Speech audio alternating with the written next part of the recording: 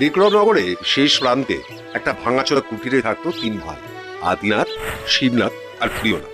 বড় 2 ভাই ছিল যেমন ধড়িবাজ তেমনই হিংসুটে, কিন্তু ছোট ভাই প্রিয়নাথ ছিল পরিশ্রমী, সৎ আর উদার। ছোট ভাইকে খাটিয়ে বড় দুজনে পায়ের ওপর পা তুলে বসে দিন কাটাতো। আরে তাড়াতাড়ি হাত চালা, এখনো তো অর্ধেক জমি তৈরি হলো না। আহা, আরে মাটি তৈরি না হলে বীজ বুনবি কি করে? জমিটা সেরে ওবেলা জঙ্গলে যাবি কাঠ কাটতে, কোনো ফাঁকিবাজি চলবে না, বলে দিলাম। না না দাদা, ফাঁকি দেবো কেন? চিন্তা করো না, সব কাজ আমি করে দেবো।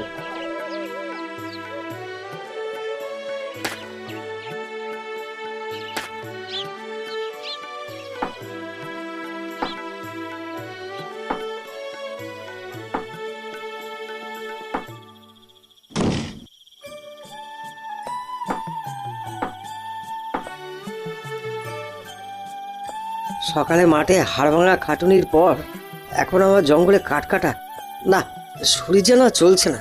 কিন্তু দাদাদের কথা তো আর অমান্য করা যায় না। যাই, এবার এগুলো গুছিয়ে নিয়ে বাড়ি ফিরে যাই।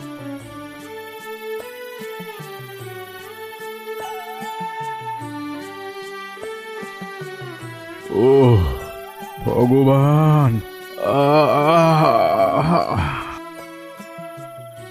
কি হয়েছে সাধু বাবা, তোমার কি শরীর খারাপ? খুব জ্বর বাবা, বড় ঠান্ডা লাগছে। যদি একটু কাঠ জ্বালিয়ে আগুনে সেঁক নিতে পারতাম।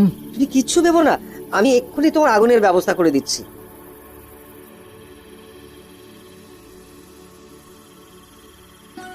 কি করছিস বাবা, কি করছিস? এ তো তোর কষ্ট করে জোগাড় করা কাঠ। ওসব তুমি ভেবো না তো।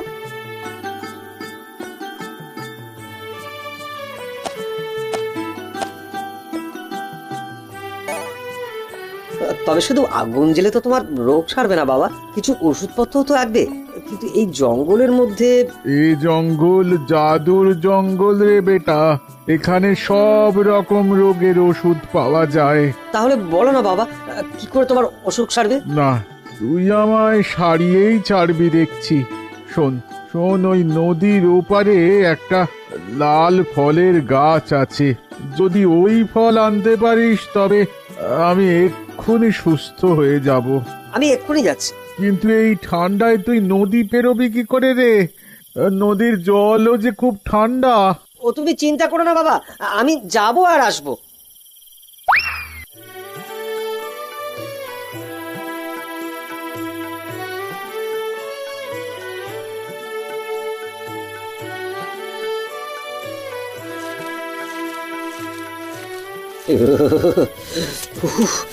বাবা,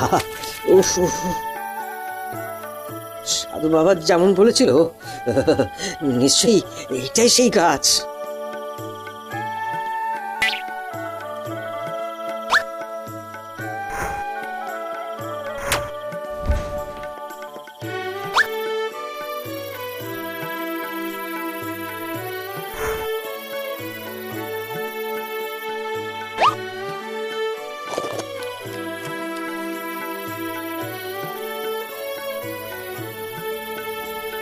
বাহ, তুমি তো একেবারে সুস্থ হয়ে গেলে।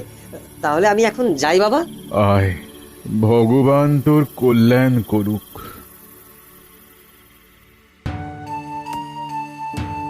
হতভাগা, সেই দুপুর থেকে এখনো অবধি তাহলে কি করলি? কি করলে তুই? আমি তো ওই কাঠ কেটে নিয়ে আসছিলাম দাদা, কিন্তু হঠাৎ।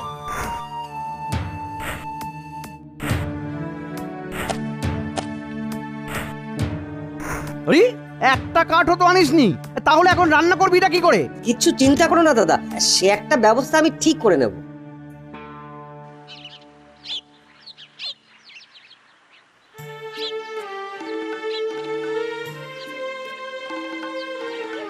কি বুঝছেন রাজবৈদ্য? রাজকুমারী কি তবে? এখনো রাজকুমারীর দেহে প্রাণ আছে মহারাজ, তবে প্রাণের লক্ষণ তেমন প্রকট নয়। আমার পক্ষে যতটা যা করার সবই তো করলাম, এখন সবই ঈশ্বরের হাতে মহারাজ। এ কি কঠিন পরীক্ষায় ফেললে আমাকে ভগবান! এই বিশাল ধন সম্পত্তি, রাজ ঐশ্বর্য কোনো কিছুর বিনিময়ে কি নিজের মেয়েকে আমি বাঁচাতে পারবো না? না না না, ভেঙে পড়লে তো চলবে না। একটা শেষ চেষ্টা আমাকে করতেই হবে, করতেই হবে।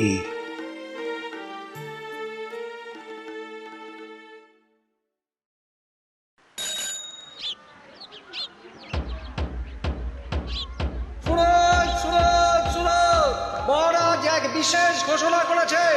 আমাদের রাজকন্যা চন্দ্রমুখী এক ভীষণ রোগে শয্যাশায়ী। কোনো হাকিম পর্যন্তই তাকে সারিয়ে তুলতে পারেনি। এখন কেউ যদি তাকে সুস্থ করে তুলতে পারে তবে মহারাজ তাকে অর্ধেক রাজত্ব আর রাজকন্যা দুই দেবেন। শুনুন শুনুন শুনুন। আমি যা শুনলাম তুইও কি তাই শুনলি? শুনলাম আর বুঝলামও। কি বুঝলি? যত তাড়াতাড়ি সম্ভব জঙ্গলে ওই সাধু বাবার কাছে পৌঁছাতে হবে, তাহলেই কেল্লা ফতে।